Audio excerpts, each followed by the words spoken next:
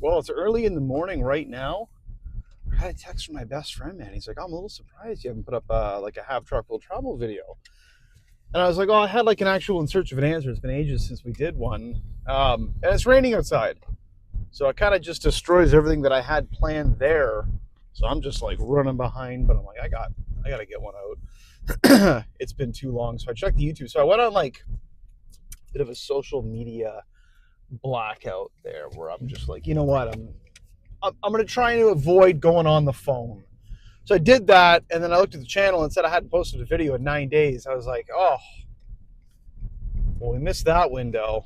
So the big news recently was I did speak with Vaynerwatt.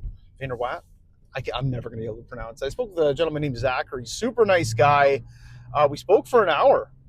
It was awesome about just everything, documentaries and movies and TV shows and the old man and some of their plans and basically what I can do. And it's weird. I always have like this. I don't think I'm going to make a good businessman. I have a very strange sense of guilt at times where it's almost like I feel bad that I can't give people something. Basically, we're pretty much locked in with movies and TV shows and documentaries. It's not that there's nothing to offer, it's that the things that were offered are gone. You know what I mean? People have bought those chunks up, and that's good news.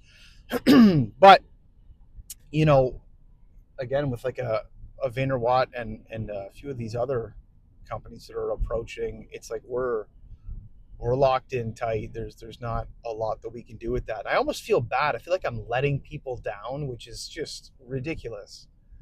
Because at the end of the day, it's business, right? Everybody just wants a piece of something, and if we can do it friendly and everybody can benefit off of that, then that's great. But it's weird. The conversation was over there with Zachary, and we got to a point there, and I'm like, well, like this is kind of the lay of the land. There's not a ton that we can do. Like if you want archival footage, if you want to do a show about the old man, if you want to do a straight up documentary, all of that, well, that ship has sailed. So we parted ways. It's a good one. I don't think that that's going to go anywhere. Not in a bad way. I just don't think that they're going to be able to get everything that they would want to do whatever they wanted to do. But that's not a bad thing. The fact that those conversations are even there, it's exciting. The fact that I can sit down with someone like that for an hour and talk, I feel very privileged with that. It's great. It's been great doing that. And like the title of the video suggests, documentaries, movies, TV shows. There is so much going on. I got a message from Existeer a few days ago that said, I haven't even checked that. Like I said, I've been putting my phone away, man. Exeter said that they were ready to drop like a little tribute piece for the old man because one of his writings got published there. It's just a short story, The Ranger Station. So I haven't even checked that out yet, but I know that they messaged me on Instagram not too long ago and said like, hey, we're ready to drop it tomorrow. Owen's article, that's going up, or it has gone up. I feel like every video I say that. That's up, 13,000 words, all about Project Grizzly. Check that out, Epic Magazine. And that's terrible. There's another one there too. One day we'll get the names right, guys, one day. The problem is I don't have notes. If I had like a script in front of me or someone telling me what to say, this would be a little bit easier. But I was hopping in the truck this morning and I was like, man, we got to go. We got to go. Tell you who else has to go. Toronto, if you're a hockey fan, clearly not a Toronto fan, we couldn't make the playoffs anymore. That ship has sailed. It is what it is. We're going back to the 90s. But if you're a Toronto fan, hopefully it works out for you guys. It's been nice in other hockey news. If anyone's been watching the Worlds, things like that, we got Crosby back with Fleury for the first time in a little while, and probably the last time. I think that's it, for Fleury at least. The kid's getting up there. We'll diverge into that. I got the Pittsburgh hat on today very quickly. My dad was a massive hockey fan. That's what the entire Ranger Station was about. Massive hockey fan. Used to watch all the games with him. He would always make a huge point. I remember he woke me up once in the early 90s, I think when Colorado won. Someone who was close to retiring was able to get a cup for the first time, and he was retired, so it was a bit of like a Cinderella story type thing there. The 90s, I think Pittsburgh went back-to-back cups. We're going to kill you with hockey stuff right now. I'm not a massive hockey fan. But this is just all the old man. That's why it's like there's no switching teams now. I've been in this since I was born.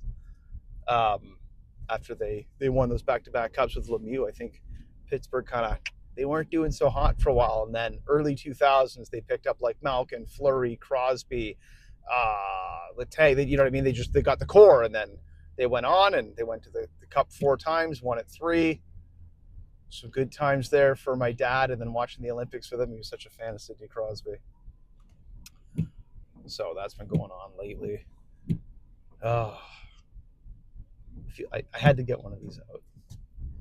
I had a little bit more to say, but now that I'm trying to say it, I don't know if I want to say it because, when you do these things, everything's so hush hush, right?